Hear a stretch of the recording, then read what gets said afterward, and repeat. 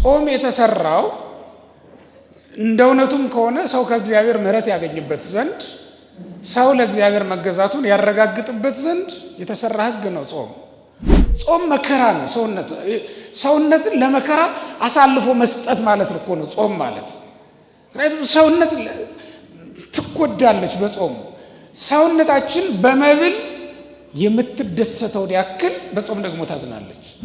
ምጽዋት በገንዘባችን ለእግዚአብሔር መገዛታችን፣ በገንዘባችን ላይ እግዚአብሔርን ማሰልጠናችን መሾማችን ይታወቅ ዘንድ ገንዘቤም ያንተ ነው ማለታችን ይታወቅ ዘንድ እንመጸውታለን።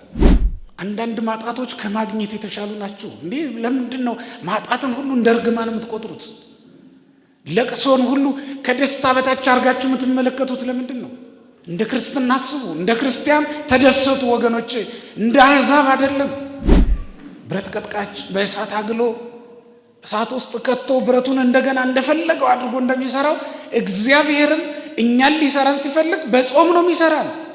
የሚጾም የሚጸልይ የሚሰግድ ሰው ቢኖር መላእክትን ይመስላል። ክርስቶስ የዘላለም መጠጥ ሆኖ ባይሰጠኝ ኖሮ በዘላለም ጥማት ውስጥ መሞቴ ነበር ብለን እናስባለን። ረሃብ ይገላል አይደል እንዴ? ውሃ ጥም ይገላል አይደል እንዴ? በውሃ ጥም ሰዎች ሞተዋል፣ በረሃብ ሞተዋል። ረሃብ ከሀገር ያሰድዳል፣ ውሃ ጥም ከሀገር ያሰድዳል፣ ከርስት ያፈናቅላል። ነፍሴም ተርባ ተጠምታ ከርስቷ ከገነት ከመንግስተ ሰማያት ተፈናቅላ በቀረች ነበር። ግን ደስ የሚለው ነገር ክርስቶስ መብልና መጠጥ ሆኖ ተሰጥቶልኛል። በዚህ ደስ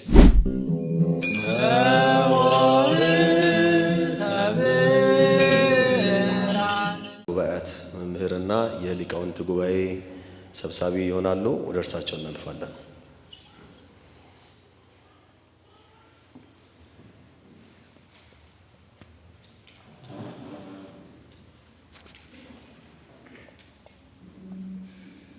በስመ አብ ወወልድ ወመንፈስ ቅዱስ አሐዱ አምላክ።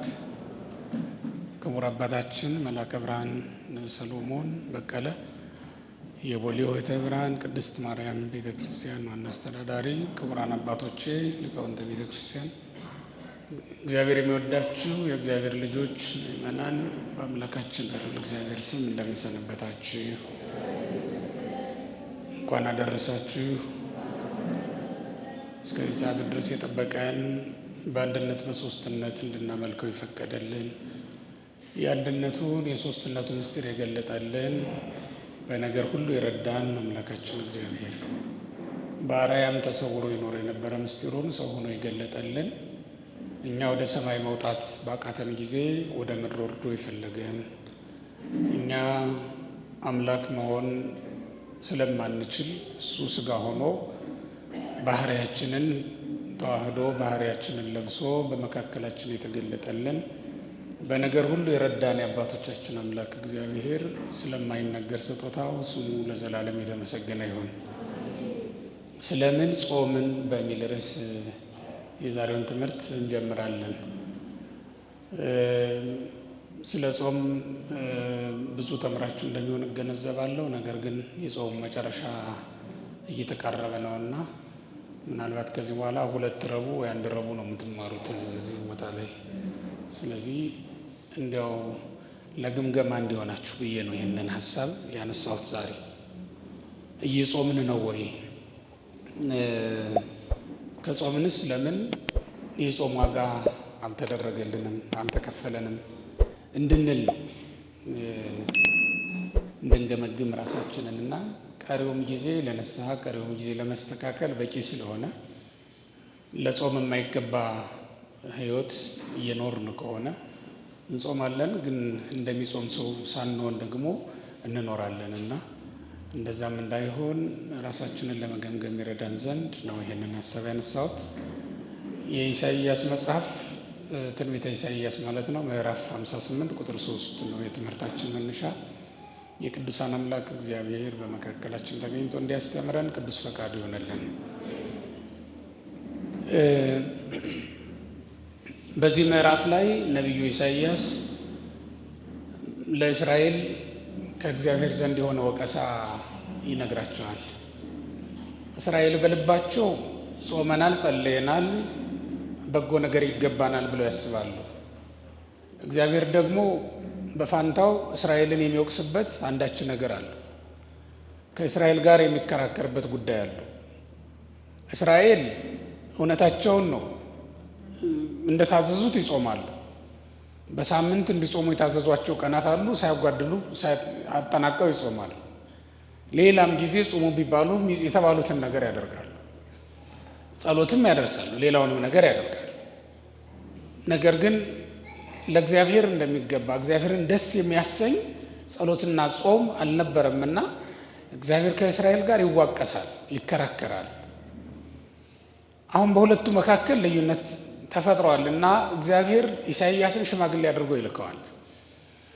ነቢያት በብሉይ ኪዳን፣ ሐዋርያት በሐዲስ ኪዳን ሽማግሌዎች ናቸው። ሰውን ከእግዚአብሔር ጋር የሚያስታርቁ፣ እግዚአብሔር በተቆጣ ጊዜ እግዚአብሔር በዚህ ምክንያት ተቆጥቷችኋልና ተመለሱ፣ ይቅርታ ጠይቁ ብለው ለሕዝቡ መልእክት የሚያደርሱ፣ ሕዝቡም ባማረሩና ባንጎራጎሩ ጊዜ የሕዝቡን ሮሮና ጉርምርምታ ወደ እግዚአብሔር አድርሰው ከእግዚአብሔር ምሕረት የሚያሰጡ ናቸው። ለዚህ ነው ኢሳይያስን መካከለኛ አድርጎ ይላከላቸው። ስለምን ጾምን አሉ እስራኤል፣ አንተስ ስለምን አልተመለከትከንም ብለው በእግዚአብሔር ፊት ብሶታቸውን ባቀረቡ ጊዜ ነቢዩ መጥቶ እኔ የምፈልገው ጾም ይህ ነውን? በምትጾሙበት ጊዜ ፈቃዳችሁን ታደርጋላችሁ እያለ ነው የሚነግራቸው። ጾም ማለት ሁልጊዜም እንደምንሰማው የራሱ የሆነ ትርጉም፣ የራሱ የሆነ አካሄድ ነበረው አለው። ጾም የተሰራው እንደ እውነቱም ከሆነ ሰው ከእግዚአብሔር ምሕረት ያገኝበት ዘንድ፣ ሰው ለእግዚአብሔር መገዛቱን ያረጋግጥበት ዘንድ የተሰራ ሕግ ነው ጾም። በጾም ምክንያት ብዙዎቹ ሰውነታቸውን ቀጥተው ለእግዚአብሔር አስገዝተዋል። በጾም ምክንያት ብዙዎቹ ከእግዚአብሔር ምሕረትና በረከትን ተቀብለዋል።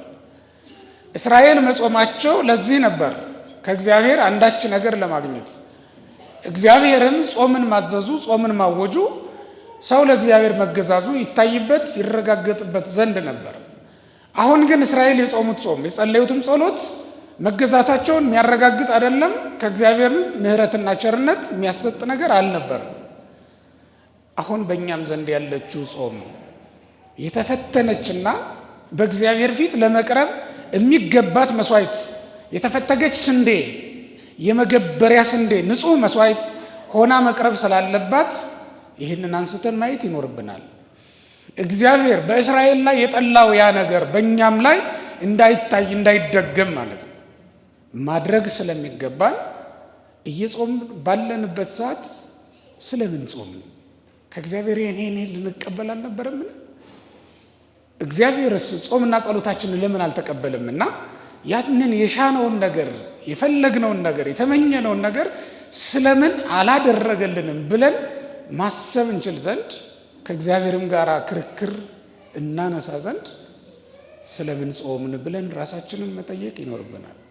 በእርግጥ ስለምንድን ነው የጾምነው? ሕግ ስለሆነ ነው? በልማድ ነው? አድርጉ ስለተባልን ነው? ከመብልና ከመጠጥ መከልከል ስላለብን ነው? ስለምን ጾሙ? ጾሙ የተባልነው ለምንድን ነው የሚለውን ነገር ብናነሳ የራሱ የሆነ ምላሽ አለው። እኛ እንጠይቃለን፣ እግዚአብሔር ደግሞ ምላሽ ይሰጣል። በቀደመው ዘመን አባቶቻችን ጥያቄ ይዘው ወደ እግዚአብሔር ይቀርቡ ነበር። ጥያቄውን ሲያነሱ መንፈስ ቅዱስ ደግሞ መልሱን ይሰጣል። ለምሳሌ ልንገራችሁ። መዝሙር 14 ቁጥር 1 ስትመለከቱት እግዚኦ መኑ የሀድር ውስተ ጽላሎትከ ይላል። አቤቱ በመቅደስ ውስጥ ማን ያድራል? ወመኑ ያጸልል ውስተ ደብረ መቅደስከ፣ በተቀደሰው ተራራ ስር ማን ያርፋል ብሎ ነቢዩ ዳዊት እነዚህን ሁለት ጥያቄዎች ያነሳል። መንፈስ ቅዱስ ደግሞ ወዲያውኑ መልሱን ይሰጣል። ዘይሐውር በንጹሕ ዘይገብር ጽድቀ፣ በንጹሕ የሚሄድ ጽድቅንም የሚፈጽም የሚያደርግ እሱ እያለ ይመልስለታል። ወዘይነብብ ጽድቀ በልቡ፣ በልቡ ጽድቅን የሚያስብ ወዘይጓህለው በልሳኑ፣ በአንደበቱም ምሎ ያልከዳ ባልንጀራውን ያልሸነገለ እያለ ሌሎችም ምላሾች አሉ። ጥያቄው ከነቢይ መልሱ ከመንፈስ ቅዱስ ነው። ይህንን የተረጎመው አትናቴዎስ ነው። ተስዕሎም ነቢይ ተሰጦም መንፈስ ቅዱስ። አሚያ ተሰጦ መንፈስ ቅዱስ ወይቤ ይላል አትናቴዎስ በቅዳሴው። ያን ጊዜ መንፈስ ቅዱስ ለዳዊት እንዲህ ብሎ መለሰለት ማለት ነው። ምን ብሎ መለሰ? ዘያውር በንጹህ። አሁን ያልኩላችሁ ዳዊት ጥያቄውን አመጣ፣ መንፈስ ቅዱስ ደግሞ ምላሹን ሰጠ። በተቀደሰው ድንኳን ውስጥ ማን ያድራል ካልከኝ፣ በተቀደሰው ማደሪያ ውስጥ የሚኖረው የሚያድረው ሰው ይሄን የሚያደርግ ሰው ነው። በአራጣ ያላበደረ፣ ጉቦ ያልተቀበለ፣ በነገር ሁሉ ያልበደለ እሱ በተቀደሰው ተራራይ ውስጥ ያድራል ብሎ መለሰለት ይላል። ዛሬ እኛ ምን ጠይቃለን? ስለምን ጾምን ብለን እስኪ በሉላችሁ። መንፈስ ቅዱስ ደግሞ ምላሹን ይሰጣል። ለምንድን ነው የጾምነው? እሱ ካልተመለከተን ከመጾማችን በፊት ከነበረው ጠባያችን ፈቀቅ ቃላል። ጾም ከመጀመራችን በፊት በነበረው ልማዳችን የምንመላለስ ከሆነ ለምን ጾም? ያን ጊዜም ቂመኞች ነን፣ በቀለኞች ነን። ያን ጊዜም በደለኞች ነን። ያን ጊዜም አንደበታችን ሰው ከማማት የማይቆጠብ ከንቶች ነን። አንደበታችንን መግዛት የተሳነን፣ ሰውነታችንን ለእግዚአብሔር ማስገዛት ያቃተን ነበር ጾም ከመጀመሩ በፊት። ታስታውሳላችሁ? ዛሬም እንደዛው ቀጥለናል። ለምን ጾም ታዲያ? ለውጥ የለም በህይወታችን ውስጥ። የቀን ለውጥ ነው ያለው፣ የህይወት ለውጥ የለም። የዘመን መፈራረቅ ነው ያለው። በእኛ ህይወት ውስጥ ግን የተቀየረ ነገር የለም። ለምን ጾም? ከእግዚአብሔር ምሕረት ቸርነት ካላገኘን፣ በረከት ካልተቀበል ለምን ጾም? የጾሙ ሰዎችን ታሪክ ስንሰማ በመጽሐፍ ቅዱስ በጾማቸው መጨረሻ ላይ አንዳችን ነገር ተቀብለዋል። ጾም መከራ ነው። ሰውነትን ለመከራ አሳልፎ መስጠት ማለት እኮ ነው ጾም ማለት። ምክንያቱም ሰውነት ትጎዳለች በጾም። ሰውነታችን በመብል የምትደሰተውን ያክል በጾም ደግሞ ታዝናለች። የሚጾም ሰው ሐዘንተኛ ነው። የሚጾም ሰው መከረኛ ነው። ሰውነቱ ትጎዳለች፣ ትጎሳቆላለችና በመብል በመጠጥ ደግሞ ትደሰታለች። ሰውነታችን ከጠገበች ዘንድ መደሰቷ ስለማይቀር ይህንን ሐዘን በላያችን ላይ ማወጃችን ለህይወታችን ለውጥ ካላመጣልን ምን ያደርግልናል? ዛሬ ሆህት 12 በተሰኘው የዘወተ ብርሃን ሚዲያ መርሃ ግብራችን ላይ ስለ ስርዓተ ቅዳሴ ነው የምንማረው። ስለ ዓለም ሁሉ እግዚአብሔር ማሰብን ያስቀድም ዘንድ ለእያንዳንዱም የሚያስፈልገውን ያማረውን የሚሻውን የሚያስብ ዘንድ ስለ ዓለም ሁሉ እንማልዳለን። ቅዳሴ ቀደሰ ከሚለው የግዕዝ ግስ የወጣ ሲሆን የተለየ የተመረጠ ልዩ የሆነ ማለት ነው። በቤተ ክርስቲያን ውስጥ የሚደረግ የጋራ ጸሎትን የሚወክል መጠሪያ ነው። ቤተ ክርስቲያናችን ታዲያ አማናዊ የሆነውን የጌታችን የመድኃኒታችን ኢየሱስ ክርስቶስን ቅዱስ ሥጋውንና ክቡር ደሙን የምታቀብልበት ጸሎት ቅዳሴ እየተባለ ይጠራል። ኦርቶዶክሳዊት የሆነችው ስርዓተ አምልኳችን እንግዲህ ፍጹም ሰማያዊት ናት። ከዚች ምድር ላይ አንስተን የምናደርገው በላይ በሰማያት ደግሞ የማይደረግ ነገር የለም። ስርዓተ ቅዳሴ ጸሎት የሚመደበው በማህበር ጸሎት ውስጥ ነው። እዚህ ስርዓተ ቅዳሴ ምንድን ነው ብለን ስንጠይቅ ከጸሎትነቱ ባለፈ ስርዓተ ቅዳሴ መስዋዕት ማቅረቢያ ነው። ስርዓተ ቅዳሴው ላይ እየተሳተፍን ያለ ነው እኛ ብቻ አይደለንም። በስርዓተ ቅዳሴው ላይ እኛ የማናያቸው እነሱ የሚያዩን፣ እኛ የማንሰማቸው እነሱ የሚሰሙን፣ እኛ ማንመለከታቸው እነሱ የሚመለከቱን ቅዱሳንም ጭምር አሉበት።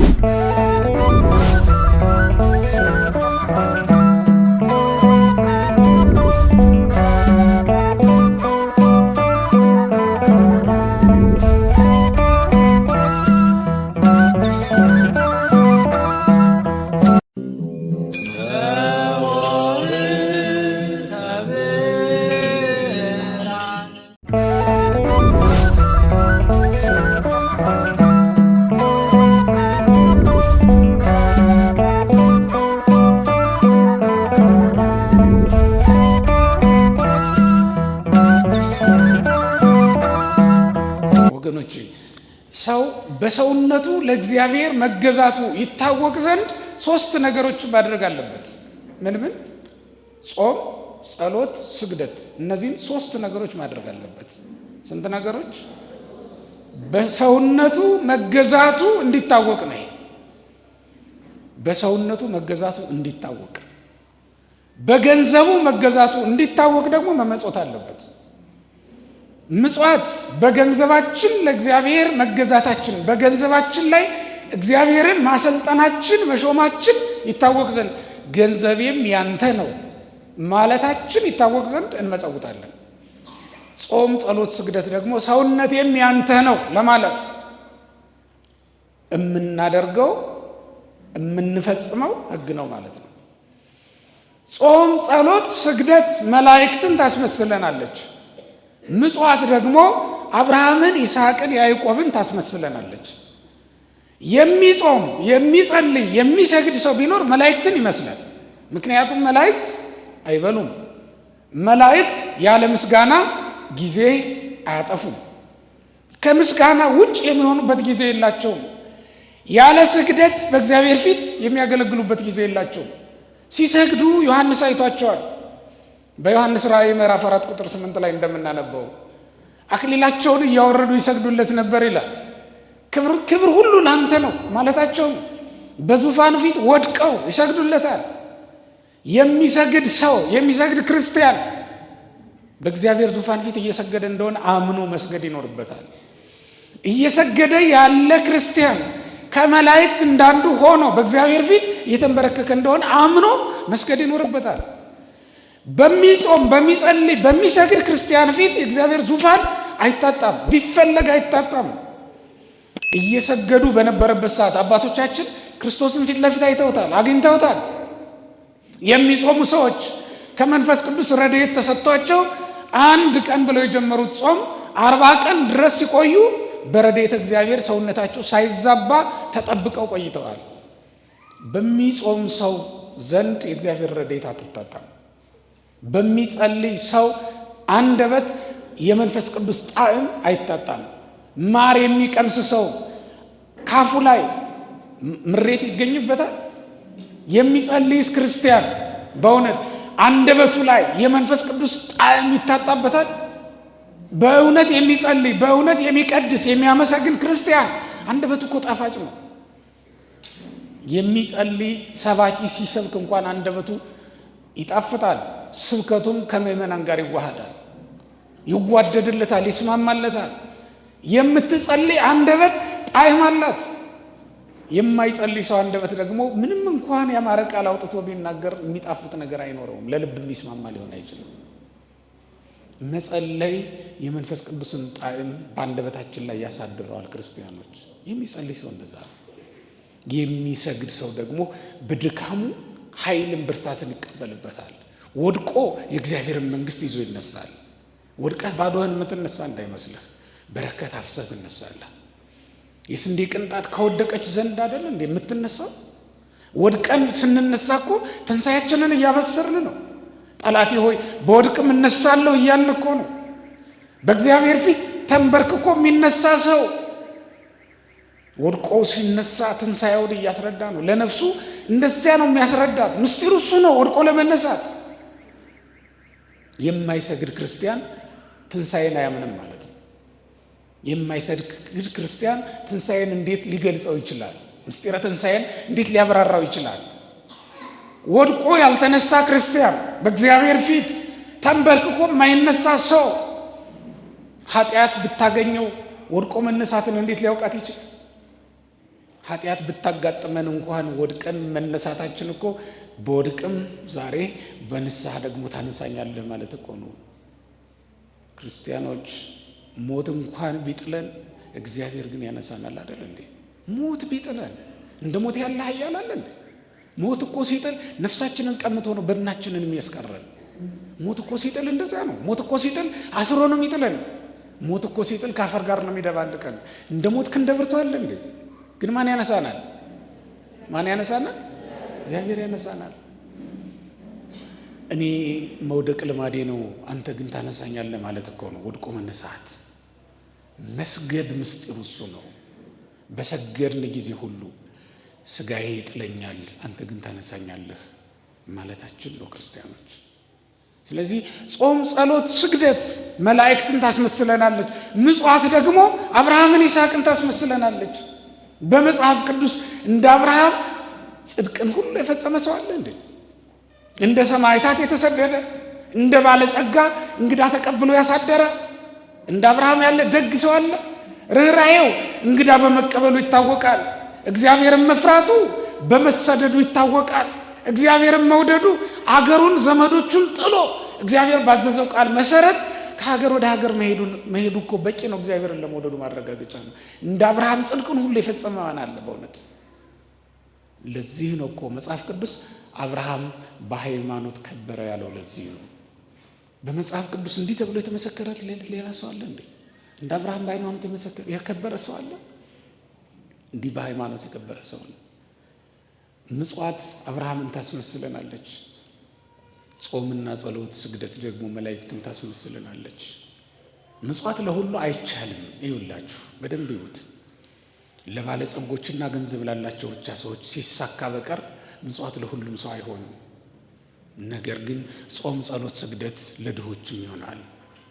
ለድሆች የሰጣት ይቺ ጾም፣ ጸሎት፣ ስግደት የምትባል ሕግ አያችሁት? ገንዘብ የለኝም ደሃ ነኝ እንዳትሉ ምክንያት ያሳጣል። እንድትንበረከክ ጉልበት አልሰጠህም እግዚአብሔር። እንድትጾም ሰውነትን በረሃብ እንድትቀጣ ገንዘብ ማውጣት ይጠበቅብሃል። እንድትጸልይ አንደበት አልሰጠህም እግዚአብሔር። በቂ እኮ ነው። ይቺ ደግሞ ከማን ዘንድ ታደርሰናለች ትሉኝ እንደሆነ ከመላእክት ጋር ታስተካክለናለች። ማዕረጋችንን እንደ መላእክት የምታደርግ አየህ፣ እግዚአብሔር ለድሆች ሳይቀር የሰጣቸውን ማዕረግ በዚህ እንመለከታለን። እግዚአብሔር ድሆችን ምን ያህል እንደሚወዳቸው ተመልከቱ። ከመላእክት እንዳንዱ የምታደርገዋን ጾምን እንዲሁ ለድሆችም ሰጠ። ድሃም ሀብታምም እኩል ነው አይደል? የሚጾሙ አይደል? ግን ማን ነው የሚቸገረው? ሀብታም ነው ድሃ ነው ሲጾም የሚቸገር? ሀብታም ነው ድሃ ነው? ድሃ ነው አይደል የሚቸገር? ጾም በጣም ከባድ የሚሆነው ለሀብታም ነው ለድሃ ነው? ለሀብታም ነው አይደል? አይ ለድሃም አስቸጋሪ ነው አንዳንድ ጊዜ እውነት ለመናገር። ምክንያቱም ሀብታሞች በጾም ቀን ነው አምጥተው ምግብ የሚሰጡና ድሃም ይቸገራል፣ ይፈተናል። አሁን እናንተ ማለዳ ነው ወደ ማርያም ደጅ ስትመጡ ዳቦ ይዛችሁ የምትመጡ ለድሆች፣ እና ያን ጊዜ ድሆች ተቀብለው ሲበሉ እናያለን። ፈታኝ ነው አይደል? ለሁለቱም ከባድ ጾም። በነገራችን ላይ ለሁሉም ከባድ ነው። ለድሃውም ለሀብታሙም ነው የሚከብደው። እርግጥ ነው ድሃ ለኋላ ትሆነኛለች ብሎ ቆጥቦ ማለዳውን ወደ ከሰዓት ሊወስደው ይችል ይሆናል፣ በዛውም እግረ መንገዱን እየጾመ ማለት ነው። ግን ደግሞ ጾም ሁሉንም አስቸጋሪ ነው። ስለዚህ ወገኖቼ ጾምና ጸሎት፣ ስግደት እነዚህ ትልቅ ዋጋ የሚያሰጡ ነገሮች መሆናቸውን በደንብ ነው። ከዛ በተጨማሪ ደግሞ በምጽዋት በረከትን እናገኝበታለን። በጾም በጸሎት በስግደት ደግሞ ትልቅ ደስታን እናገኝበታለን። አንድ ክርስቲያን ደስታን ማግኘት ከፈለገ ጾም፣ ጸሎት፣ ስግደትን አዘውትሮ መያዝ ይኖርበታል። የጾም የጸሎት የስግደት መጨረሻው ደስታ ስለሆነ መጨረሻው ፋሲካ ነው። የኢትዮጵያ ቤተክርስቲያንን አጽዋማት በሙሉ ተመልክቷቸው መጨረሻቸው ፋሲካ ነው፣ መጨረሻቸው ደስታ ነው። ለምሳሌ ጾመ ነቢያትን ጾማችሁ መጨረሻ ላይ የማንን በዓል ታከብራላችሁ? የክርስቶስን ልደት አይደል? የነነዌን ጾም ጾማችሁ መጨረሻ ላይ ምን ይታወጃል? የነነዌ ሰዎች ከእሳት ምናምን ከእሳት ስለዳኑ ሰዎች ትሰማላችሁ። ከእሳት እንደ መዳን ያለ የሚያስደስት ምን ነገር አለ? የዛሬውን ጾም ደግሞ ይህን አብይ ጾምን ጾመን መጨረሻ ላይ ምን እናከብራለን? የክርስቶስን ትንሣኤ እናከብራለን። እዚያ ልደቱን፣ እዚህ ደግሞ ትንሣኤውን እናከብራለን። በጣም ይገርማል። የነቢያትን አሁን የሐዋርያት ጾም ደግሞ ይመጣል። የሐዋርያትን ጾም ጾማችሁ መጨረሻ ላይ የማንን በዓል ታከብራላችሁ?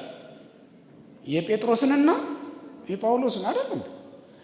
የጴጥሮስና የጳውሎስን በዓል የምናከብርበት እኮ ምክንያት ምን እንደሆነ የምእመናን መሪዎች ናቸው እነሱ። የዚያን ቀን ተድላ መንግስተ ሰማያትን የቀመሱበት ቀን ነው። መንግስተ ሰማያትን የተቀበሉበት ቀን ነው። የጾም ዋጋው ይሄ ነው እንድንል ነው። ክርስቲያኖች መጾማችን ለምንድን ነው? ደስታን ካላገኘንበት፣ ክርስቲያኖች ከሐዘን ካልወጣንበት ስለምን ጾምንኛ? በሕይወታችን ካልተለወጥንበት ስለምን ጾምንኛ? ከዚህ መራራ ሕይወት እንወጣለን ብለን ነው እንጂ ከዚህ መራራ ሕይወት ካልወጣንማ ስለምን ጾምን? በእውነት እንዲህ ባለ መንፈሳዊ ተጋድሎ ውስጥ መቆየታችን ለምንድን ነው ታዲያ? ጾምና ጸሎታችን ለአገልግሎት ካላተጋን፣ ካላነቃን፣ ጾምና ጸሎታችን ርኅራኄን ካልጨመረልን፣ መንፈሳዊ ርኅራኄን እንዲኖረን ካላደረገን፣ ከቀደመው ይልቅ ከጾሙ በፊት የነበረው ሰብናችን ተለውጦ ዛሬ ላይ ርኅሩኆች፣ ደጎች፣ ቅኖች ካልሆን፣ ንስሐ ለመግባት ገራገሮች ካልሆን፣ የእግዚአብሔርን ቃል ለመስማት ለመታዘዝ ቅርብ ካልሆን፣ የእግዚአብሔርን ቃል በመስማት ልባችን የማይሰበር ከሆነ ምንድን ነው መጾማችን? በእውነት ክርስቲያኖች በጾምን ጊዜ ሰውነታችን ለስግደት፣ ሰውነታችን ለጸሎት፣ ሰውነታችን ለአገልግሎት ምቹ እየሆነ መሄድ አለበት። ብራና የሚያወጣ ሰው የብራና መራመሚያ የሚባል መሳሪያ አለው። የብራና መራመሚያ ማለት ብራናው ከተፋቀ በኋላ ለብራናነት ከበቃ በኋላ መስመር የሚያወጣበት ነው። በብራናው ላይ መራመሚያው ከሌለ ጽሑፍ ሊቀበልለት ቀለም ሊቀበልለት ስለማይችል ይራመመዋል፣ መልክ ያወጣለታል። ከዚያ በኋላ ነው ቀለም በብራናው ላይ ማስፈር የሚጀምረው። እግዚአብሔር ቃሉን በልባችን ከማኖራችን በፊት በጾም ሊቀጣን ይፈልጋል። ወገኖቼ ጾም እኮ የሰውነታችን መቅጫ ነው፣ መራመሚያ ነው። እንደተወጠረ ብራና፣ እንደተዳመጠ ብራና ሆኖ የእግዚአብሔር ቃል በተነገረ ጊዜ ቃሉን ተቀብሎ ይጽፍ ዘንድ፣ ቃሉን ተቀብሎ ያኖር ዘንድ ልባችን እግዚአብሔር በጾም ይራመመዋል ማለት ነው። በጾም ያልተስተካከለ ሰውነት በሌላ በምንም ሊስተካከል አይችልም። ስለዚህ ወገኖቼ ጾምና ጸሎትን በገንዘብ እዋጀዋለሁ በሌላ ነገር አስተካክለዋለሁ ብላችሁ እንዳታስቡ። ጾምና ጸሎት ነው ሰውነታችንን ለእግዚአብሔር እንድትገዛ ሊያስተካክላት የሚችለው ጾምና ጸሎት ነው። እማይጾም ሰው ርኅራሄ ይጎለዋል። እማይጾም ሰው ምጽዋት መስጠት ያቅተዋል። እማይጾም ሰው ለጸሎት መነሳት ይሳነዋል። እማይጾም ሰው ለእግዚአብሔር መገዛት ሞት መስሎ ይታየዋል። ስለዚህ ወገኖቼ ስለምን ጾምን ካላችሁኝ ለእግዚአብሔር ሰውነታችን እንድትገዛ ለማድረግ ነው። ሰውነታችንን ለእግዚአብሔር ለማስገዛት ነው የጾም ነው። ስለምን ጾምን ካላችሁኝ ሰውነታችን እንድትስተካከል፣ እንድትቀጣ፣ እንድትሰራ ነው የጾም ነው። ስለዚህ በዚህ ጾም ሰውነታችን የተስተካከለች መሆን ይኖርባታል። በዚህ ጾም ሰውነታችን ለእግዚአብሔር ልትገዛ ቃል የምትገባበት የምትጀምርበት ሊሆን ይገባል። በእውነት አጋንንትን ድል ካልነሳልን መጾማችን ምንድን ነው ጥቅሙ?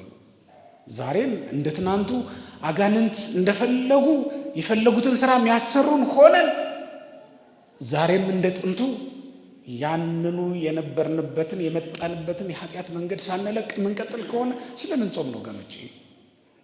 የጾማችን ጥቅሙ ምንድን ነው? አስቴር በመጾሟ ምክንያት ሐማ ሞቶ ወገኖቿ አልዳኑላትም። ዳንኤል በመጾሙ ምክንያት በአናብስት ጉድጓድ ቢጣልም እንኳን እግዚአብሔር ከፍልስጤም ከሩቅ ሀገር ምሳ ቋጥሮ አምጥቶለታል። ከሩቅ ሀገር የተገጠመው ድንጋይ ሳይነሳ ዕንባቆም የተባለው ነቢይ ጉድጓዱ ውስጥ ገብቶ ምሳ አብልቶታል። አንበሶች ይበሉታል የተባለው ዳንኤል፣ ለአንበሶች ምግብ እንዲሆን የተጣለው ዳንኤል ከሌላ ቦታ ምግብ መጥቶለታል። የጾም ውጤቷን የጾም ዋጋዋን ተመልከቱ ክርስቲያኖች። ዳንኤል የአንበሳ አፍ የዘጋበትን ጾም፣ የነነዌ ሰዎች ከሰማይ የወረደውን እሳት ያጠፉበትን ጾም፣ የነነዌ ሰዎች ሀገራቸውን የጠበቁበትን ጾም፣ አስቴር ወገኖቿን ያዳነችበትን ጾም እኛ እንደ ቀላል ነገር እንመለከተዋለን። እንደ ቀላል ነገር እንዴት ታዩታላችሁ ክርስቲያኖች? በልባችን ያለውን የተከማቸውን የኃጢአት ክምችት ካላጠፋልን፣ ሰውነታችን ላይ የነገሰውን የኃጢአት ደዌ ካልፈወሰልን ጾማችን ስለምንድን ነው ታዲያ ክርስቲያኖች? መጀመሪያ ጾማችሁ እናንተ ሊፈውሳችሁ ይገባል። እናንተ ልትድኑበት ይገባል። በምትጾሙት ጾም ሰውነታችሁን ለእግዚአብሔር ማስገዛታችሁን ልታረጋግጡበት ይገባል። የምትጾሙት ጾም እናንተን ማስተካከል ይኖርበታል። አልበለዚያማ ለምን ጾምን ክርስቲያኖች? እሱ ሊሆን አይደል? የጾም ነው። የጾም ዋጋዋ በጣም ትልቅ ነው። ጾም የምታሰጠው ዋጋ እጅግ በጣም ትልቅ ነው። ያንን ለመቀበል ነው መጾም ያለብን። እንደ አስቴር የሚሞተው ሞቶ የሚድነው ይድን ዘንድ ነው የጾም ነው። አሮጌው ሰውነታችን አሮጌው ሐሳባችን ሞቶ አዲሱ ሐሳብ በልባችን ይነግስ ዘንድ ልባችንን ንጹህ ለማድረግ ነው እኮ የምንጾመው ክርስቲያኖች። የምንጾመው እኮ ለዚያ ነው፣ ልባችንን ንጹህ ለማድረግ። አቅልጠን ሰውነታችንን ለመስራት ነበር የምንጾመው። እንደምታውቁት ጨው መጣፈጥ የሚጀምረው ውሃ ውስጥ ተጥሎ ከሟሟ በኋላ። ስትጾሙ ትደክማላችሁ አይደል እንዴ? ሰውነታችሁ ይዝላል አይደል እንዴ? እንቅልፍ ድካም ይላችኋል። እንደፈለጋችሁ ሰውነታችሁን ብድግ ቁጭ ማድረግ ያቅታችኋል። የሚፈለገው እሱ ነው። ሰውነታችሁን በዚያው ልክ አድክማችሁ መንፈሳችሁን ታበረቱ ዘንድ ነው መጾም የታዘዘው። ክርስቲያኖች እንደነገርኳችሁ ጨው መጣፈጥ የሚጀምረው ምን ሲል ነው? ሲሟሟ ነውና። ስራ የሚሰራው ስራ ሰራ የሚባለው ጨው ሲሟሟ ነው፣ ሲቀልጥ። ሰውነታችንን ስትደክም ነው ያን ጊዜ ብርታትን፣ ኃይልን ከመንፈስ ቅዱስ የምትቀበለው የምታገኘው። ስለዚህ ወገኖቼ መድከማችን በከንቱ እንዳይቀር ዋጋ የሚያሰጥ እንዲሆንልን ጾማችን እግዚአብሔር እንደሚወደው አይነት ጾም መጾምን ግን እንዳንረሳ። ይሄ ማለት ፈቃደ ስጋችንን እየፈጸምን አይደለም መጾም። አንደበታችን እንዳመጣ ተናግረን ልባችን እንዳሰበው ፈቃደ ስጋችንን ፈጽመን ነው እንዴ መጾም ያለብን? እንደዚያ እኮ አይደለም። መቼም ታውቃላችሁ በሽተኛን ሰው የትኛውንም ያክል ቢቀልቡት በሰውነቱ ላይ ለውጥ ላይ ይታይ ይችላል አይደል እንዴ? በሽተኛ ነፍስም እንደዚያ ናት። በጾም በጸሎት ካልተፈወሰች በስተቀር የእግዚአብሔር ረድኤት የትኛውንም ያክል ብትጸልይ፣ የትኛውንም ያክል ብትጾም አይጎበኛትም። የኃጢአት ደዌ ያለባትን ነፍስ የእግዚአብሔር መንፈስ አይጎበኛትም። ስለዚህ የእግዚአብሔር ቤተሰቦች እግዚአብሔር መንፈሱን በእኛ ላይ ያሳድር ዘንድ፣ እግዚአብሔር በረድኤት ይጎበኛት ዘንድ ሰውነታችንን፣ እግዚአብሔር ልባችንን ማደሪያው ያደርጋት ዘንድ እንደሚወደው አድርገን ልንጾም ልንጸልይ ይገባናል። እንደሚወደው አድርገን እግዚአብሔር እንደሚወደው አድርጎ ይሰራት ዘንድ። ጾም እኮ ሰውነታችን ፈርሶ የሚሰራበት ሕግ እኮ ነው። አያችሁት? ብረት ቀጥቃጭ በእሳት አግሎ እሳት ውስጥ ከቶ ብረቱን እንደገና እንደፈለገው አድርጎ እንደሚሰራው እግዚአብሔርም እኛን ሊሰራን ሲፈልግ በጾም ነው የሚሰራን። አፍርሶ እኮ ነው እንደገና የሚሰራን እግዚአብሔር። ለእግዚአብሔር ስራ የተመቸን እንሆን ዘንድ በደንብ በሚገባ መጾም ይኖርብናል ክርስቲያኖች። ውስጣችንም ውጫችንም ለእግዚአብሔር የተገዛ፣ ለእግዚአብሔር ያማርን የተወደድን እንሆን ዘንድ በእግዚአብሔር ዘንድ እንደሚወደው አድርገን ጾምን ልናቀርብለት ይገባናል። እግዚአብሔር መልሶ የማይሰራን ከሆነ በእውነት ስለምን ጾም እኛ? ዛሬ ሆህት 12 በተሰኘው የዘወተ ብርሃን ሚዲያ መርሃ ግብራችን ላይ ስለ ስርዓተ ቅዳሴ ነው የምንማረው። ስለ ዓለም ሁሉ እግዚአብሔር ማሰብን ያስቀድም ዘንድ ለእያንዳንዱም የሚያስፈልገውን ያማረውን የሚሻውን የሚያስብ ዘንድ ስለ ዓለም ሁሉ እንማልዳለን። ቅዳሴ ቀደሰ ከሚለው የግዕዝ ግስ የወጣ ሲሆን የተለየ የተመረጠ ልዩ የሆነ ማለት ነው። በቤተ ክርስቲያን ውስጥ የሚደረግ የጋራ ጸሎትን የሚወክል መጠሪያ ነው። ቤተ ክርስቲያናችን ታዲያ አማናዊ የሆነውን የጌታችን የመድኃኒታችን ኢየሱስ ክርስቶስን ቅዱስ ሥጋውንና ክቡር ደሙን የምታቀብልበት ጸሎት ቅዳሴ እየተባለ ይጠራል።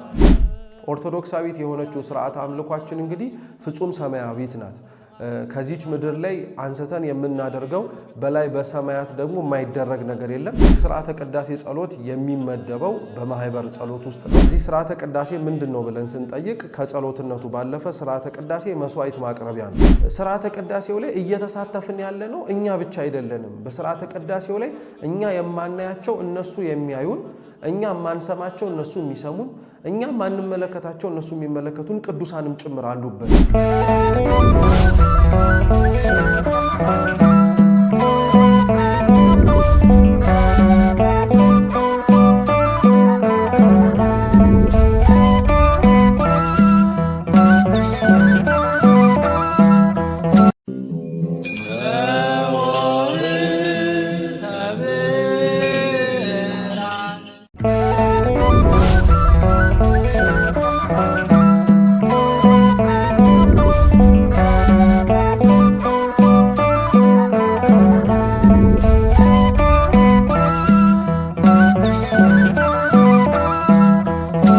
እግዚአብሔር ለማደሪያነት እንደገና መልሶ እንዲሰራን አይደለም እንደምንጾም? እግዚአብሔር ቤት መኖራችን ለዚህ አይደል እንዴ? ለመለወጥ እኮ ነው። በኖህ መርከብ ውስጥ የነበረችው ርግብ ትገርማለች። ተልካ ሄደች፣ ማረፊያ አጣች፣ ተመልሳ መጣች። እንደገና ሄደች። ምንም እንኳን በምድር ላይ የወረደው ውሃ ጨርሶ ባይጠፋም የለመለመ የወይራ ዝንጣፊ ያገኘችና በአፏ ይዛ መጣች። የምስራች አለች። በመጨረሻም ሄደች፣ ማረፊያ አገኘች፣ አልተመለሰችም ይላል። ክርስቲያኖች ከዚህ ምን ትማራላችሁ? በኖህ መርከብ ውስጥ የመኖር አንዱ ትርጉሙ እኮ ለሌሎች የምስራቹን ማድረስ ነው። በምድር ላይ ሰላም መውረዱን፣ በምድር ላይ በረከት መሆኑን ልታበስር እኮ ነው በዛው የቀረችው እሷን ምልክት አድርገው ነው ሰዎች ሁሉ ከመርከብ የወጡት ይላል። እዚህ ቤት ውስጥ ስንኖር፣ እዚህ ቤት ውስጥ ቁጭ ብለን ወንጌል ስንማር እንዲህ ለመሆን ነው። ለሌሎች የምስራች ለመሆን ነው። ለሌሎች ደስታን ለመፍጠር ነው። ተመልከቱት። ለራሳችን ብቻ እንኖር። የማይጾም የማይጸልይ ሰው ግን ይሄን ማድረግ አይቻለውም። በእግዚአብሔር ቤት ውስጥ የማይኖር የማይቆይ ሰው ግን ይሄን ማድረግ አይቻለውም። የእግዚአብሔርን መልእክት የእግዚአብሔርን ትእዛዝ በሰውነቱ ያልተቀበለ ሰው ግን ይሄን ማድረግ አይቻለውም። ስለዚህ ወገኖች እዚህ ቤት ውስጥ መኖራችን እንደ ኖህ ርግብ ለመሆን ነው። ለራሳችን ብቻ ሳይሆን ለሌሎችም ለመኖር ነው። መንፈስ ቅዱስ መልሶ መላልሶ እንዲጎበኘን ለመሆን ነው። በመጨረሻ የምመላችሁ አንድ ነገር ነው። ስለምን ጾምን ካላችሁኝ፣ ሰውነታችን ስትራብ አይቶ እግዚአብሔር ስጋውንና ደሙን እንዲመግበን ስለምንፈልግ ነው የጾም ነው። ስለምን ጾምን? ስጋውን ደሙን እንዲያበላን አይደል እንዴ? እርቦኛል ስጋህን አብላኝ፣ ጠምቶኛል ደምህን አጠጣኝ ለማለት እኮ ነው የምንጾመው። ክርስቲያኖች በዚህ ምድር ላይ ስንኖር የምንናፍቀው ምግብ የክርስቶስ ስጋና ደም ነው። የምንፈልገው ምግብ የክርስቶስ ስጋና ደም ነው። ለዘላለም የማያስረበው የማያስጠማው ምግብ የክርስቶስ ስጋና ደም ነው። የምንራበው ለዚያ ነው። የምንጠማው ለዚያ ነው። ነቢዩ ዳዊት እንደተናገረው ጸማት ነፍሴ ለከ፣ ነፍሴ አንተን ተጠማች። ዋልያ ወደ ውሃ ምንጭ እንደሚናፍቅ እኔ አንተን እናፍቃለሁ። ከማሁ ታፈቅር ነፍሴ ያለ እግዚአብሔር ነው ያለው። ወደ እግዚአብሔር ትናፍቃለች ይላል። የመጾም እኮ ትርጉም እሱ ነው። ክርስቲያኖች ስትጾሙ፣ ስንጾም የክርስቶስ ስጋና ደም ትዝ ሊለን ይገባል። መብልና መጠጥ አይደለም። ሊያምረንም ይገባ። በመጀመሪያ የክርስቶስ ስጋና ደም። የራበው ሰው ምግብ ባየ ጊዜ እንዲሰጡት ይማጸናል አይደል? የተራበች ነፍስም እንደዛው ናት። እኛ እኮ የነፍሳችን ረሃብ ስለማይሰማን ነው። በስጋችን ረሃብ እንድናየው ነው ጾም የመጣልን፣ ጾም የተሰራልን። የስጋችን ረሃብ ውለን እንድናድር አያስችለንም። የነፍሳችን ረሃብ ስለምን አስቻለን ወገኖች? ነፍሳችን ይህን ያክል ተረባ ለምን ጨከን? እሱን እንድናስብ ነው መጾማችን፣ መጸለያችን። ለዚህ ነው በረሃብ ሰውነታችንን መቅጣታችን። ለዚህ ነው ነፍሳችንም ተርባ ክርስቶስን ፍለጋ እንድትወጣ ነው። አንድ ክርስቲያን ሁልጊዜ ክርስቶስን የተጠማ መሆን አለበት። አንድ ክርስቲያን ሁልጊዜ ክርስቶስን የተራበ ሊሆን ይገባዋል። ሁልጊዜ ክርስቶስን የሚናፍቅ የክርስቶስን መምጣት የሚጠባበቅ መሆን አለበት። በጨለማ ውስጥ ያለ ሰው የብርሃን ወጋገን ባየ ጊዜ እየነጋ መሆኑ ትዝ ስለሚለው ደስ እንደሚለው ሁሉ አንድ ክርስቲያንም በዚህ ዓለም ፈተና ውስጥ ሆኖ የክርስቶስን መምጣት ይጠባበቃል። በእውነት በውሃ ውስጥ ማዕበል ወጀብ እያናወጣት ያለች ጀልባ ላይ የተንሳፈረ ሰው ትልቅ መርከብ ከወዲያ ባየ ጊዜ የሚጽናና አይደለምን? እዚያ ወደብ ላይ ደርሼ ወይም እዚያ መርከብ ላይ ደርሼ ነፍሴን የማድንበት አንዳች ነገር አንዳች መጠጊያ አገኛለሁ ብሎ ደስ ይለዋል አይደል እንዴ? ማዕበል ወጀብ በተነሳባችሁ ጊዜ በባህር ላይ ስትሄዱ ከሩቅ ወደብ ወይም መጠጊያ ያገኛችሁ እንደሆነ ያያችሁ እንደሆነ እዚያ ተጠግታችሁ እንደምትድኑ ታስባላችሁ። በዚህም ዓለም ውስጥ የትኛውም አይነት ፈተና ቢገጥማችሁ ክርስቲያኖች ክርስቶስ እንደሚመጣ ብቻ እያሰባችሁ ልትጽናኑ ይገባል። ባለጸጎች ገንዘባቸውን ይዘው ቢያስርቧችሁ፣ ኃያላኑ በጉልበታቸው ቢረግጧችሁ፣ ባለስልጣናቱ በስልጣናቸው ቢበድሏችሁ፣ ዓለም በሙሉ ብትገለባበጥባችሁ፣ እናንተ ግን ክርስቶስ ይመጣል በሉ ወገኖች። ክርስቶስን ብቻ መናፈቅ ይኖርባችኋል። ሁልጊዜ ማለት ያለብን እንደዚያ ነው። ቤትማ ይጎላል፣ የተለመደ ነው። ሀብትማ ይጠፋል፣ የተለመደ ነው። ውበትም በእርጅና ይለወጣል፣ የተለመደ ነገር ነው። ፍቅርም በጥላቻ ይተካል። ግን ወገኖቼ ማን ይመጣል? የሁልጊዜ መጽናናችን ክርስቶስ ይመጣል የሚል ነው። በተራብን ጊዜ ሁሉ የምናስበው እኮ እሱን ነው። ክርስቶስ የሕይወት እንጀራ ባይሆንልኝ ኖሮ እኮ ነፍሴም እንዲህ እንደተራበች መቅረቷ ነበር እንላለን። ክርስቶስ የዘላለም መጠጥ ሆኖ ባይሰጠኝ ኖሮ በዘላለም ጥማት ውስጥ መሞቴ ነበር ብለን እናስባለን።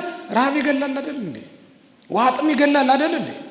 በውሃ ጥም ሰዎች ሞተዋል፣ በረሃብ ሞተዋል። ረሃብ ከሀገር ያሰድዳል፣ ውሃ ጥም ከሀገር ያሰድዳል፣ ከርስት ያፈናቅላል።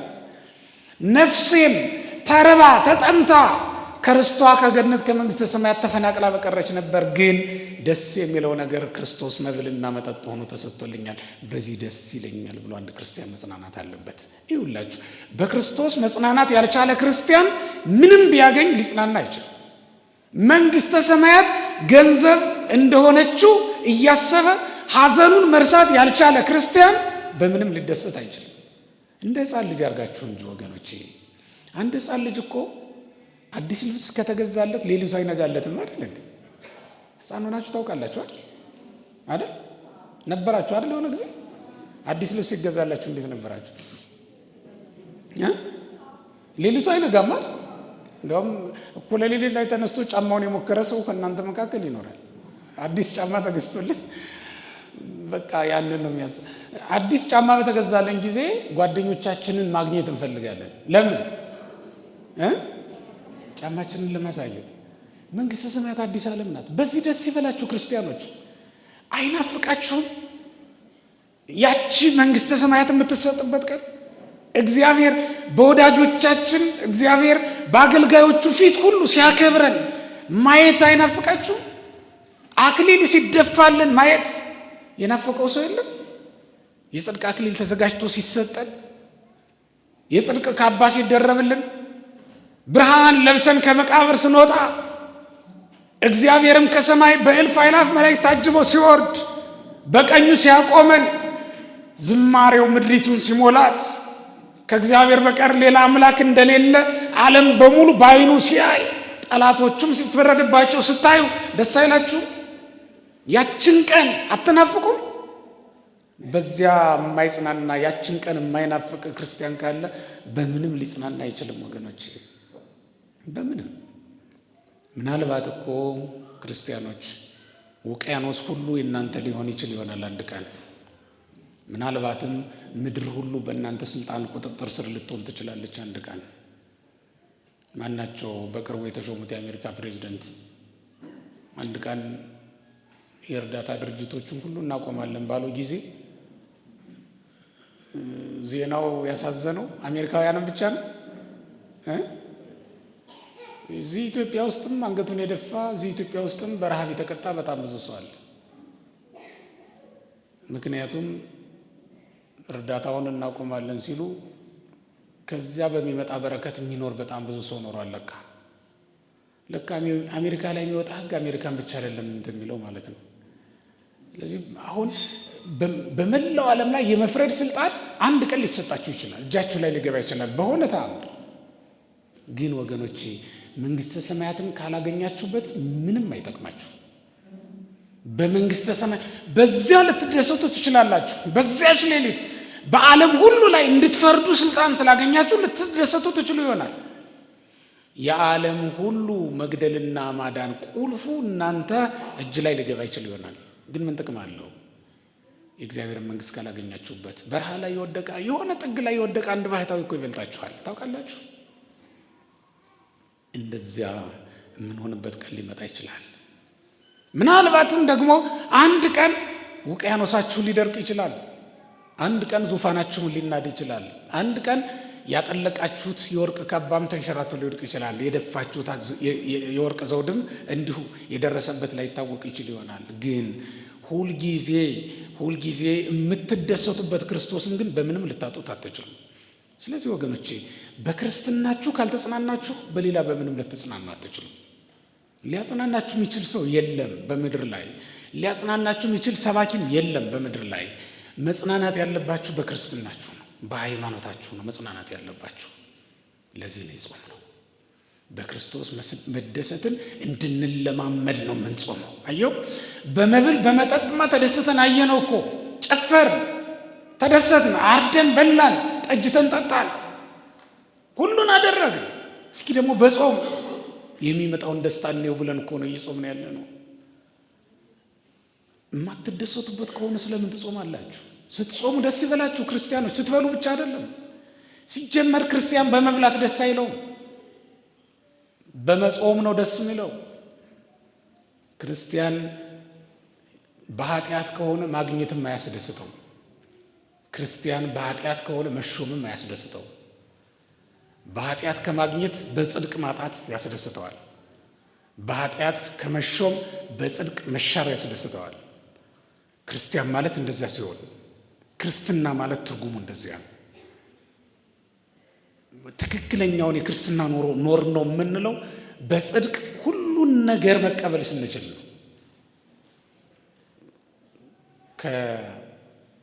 ከደስታ የተሻለ ሐዘን እንዳለ ታውቃላችሁ? ከትንሣኤ የበለጠ መውደቅ እንዳለ ታውቃላችሁ? የበለጠ እኮ መውደቅ አለ። የስንዴ ቅንጣት የምትወድቀው መውደቅ በጎተራ ከምትኖረው መኖር እኮ የተሻለ ነው። ታውቃላችሁ? ለስንዴ ቅንጣት ጎተራ ውስጥ ከመኖር የስንዴ ማሳ ውስጥ መውደቅ ይሻላታል።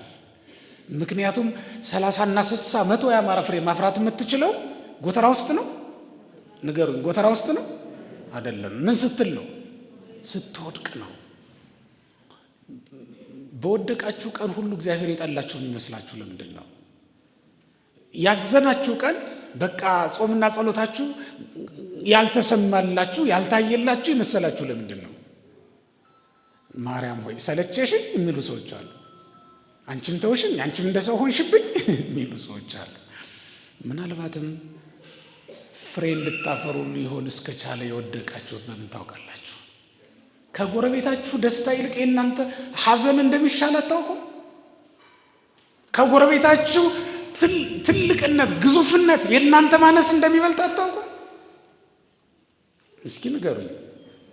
ከአሳ ነባሪ ይልቅ ገበሬ ወይም አሳ አጥማጅ በመረቡ የሚያጠምደው ትንሹ አሳ አይሻልም? አሳ ነባሪ ቢገዝፍ ለምግብነት እኮ አይውልም። ትንሹ አሳ ግን ለምግብነት ይፈለጋል። ክርስቶስ ህብስት አበርክቶ ባበላ ጊዜ 5 እንጀራ ነበረ። ስንት አሳ ነበር? 2 አሳ ደግሞ ነበረ። ተመልከቱ። በክርስቶስ ማዕድ ላይ የተገኘው ያ ትንሹ አሳ ነው እንጂ አሳ ነባሪው አይደለም። ልብ በሉ። ክርስቶስ ጴጥሮስን ባዘዘው ጊዜ የተጠመዱ አሶች ነበሩ። እነዚህ አሶች መካከል አሳ ነባሪ አልነበረበትም። ግዙፍነቱ አያችሁት? በክርስቶስ ማዕድ ላይ እንዳይገኝ ከልክሎታል። ስልጣናቸው እዚህ ጉባኤ እንዳይገኙ የከለከላቸው ሰዎች አሉ። አያችሁት? ስልጣን ምን ያህል ለውድቀት እንደሚዳርግ። ባለጸግነታቸው ለቅዳሴ እንዳይመጡ አድርጓቸዋል ብዙ ሰዎችን። አያችሁት? ማግኘት ከማጣት የማይሻልበት ቀን እንዳለ አታውቁም? አንዳንድ ማጣቶች ከማግኘት የተሻሉ ናቸው። እንዴ ለምንድን ነው ማጣትን ሁሉ እንደ እርግማን የምትቆጥሩት? ለቅሶን ሁሉ ከደስታ በታች አድርጋችሁ የምትመለከቱት ለምንድን ነው? እንደ ክርስትና አስቡ። እንደ ክርስቲያን ተደሰቱ ወገኖቼ፣ እንደ አሕዛብ አይደለም። በመብላት በመጠጣት አሕዛብ ደስ ይላቸዋል። በጾም የምትደሰቱ ልትሆኑ ይገባል። ካልተደሰታችሁበት መጾማችሁ ለምንድን ነው? ስለምን ጾምን ካላችሁኝ መንፈሳዊ ደስታን እናገኝ ዘንድ ነው። ስንበላ ስጋችን ተደስታ ነበር፣ ስንጾም ደግሞ ነፍሳችን ደስ ይላታል። ስለዚህ ነው የጾም ነው። ስለምን ጾምን ካላችሁኝ በበላን በጠጣን ጊዜ አንቀላፍተን የጸሎት ጊዜ አልነበረንም። መጾማችን ለጸሎት ጊዜ እንድናገኝ ነው። ስለምን ጾምን ካላችሁኝ ልብሴም እየወረደ ነው ለካ እኔ አላየሁትም። ይበቃኛል። እግዚአብሔር ይስጥልኝ። ዛሬ ሆህት 12 በተሰኘው የዘወተ ብርሃን ሚዲያ መርሃ ግብራችን ላይ ስለ ስርዓተ ቅዳሴ ነው የምንማረው። ስለ ዓለም ሁሉ እግዚአብሔር ማሰብን ያስቀድም ዘንድ ለእያንዳንዱም የሚያስፈልገውን ያማረውን የሚሻውን የሚያስብ ዘንድ ስለ ዓለም ሁሉ እንማልዳለን። ቅዳሴ ቀደሰ ከሚለው የግዕዝ ግስ የወጣ ሲሆን የተለየ የተመረጠ ልዩ የሆነ ማለት ነው። በቤተ ክርስቲያን ውስጥ የሚደረግ የጋራ ጸሎትን የሚወክል መጠሪያ ነው።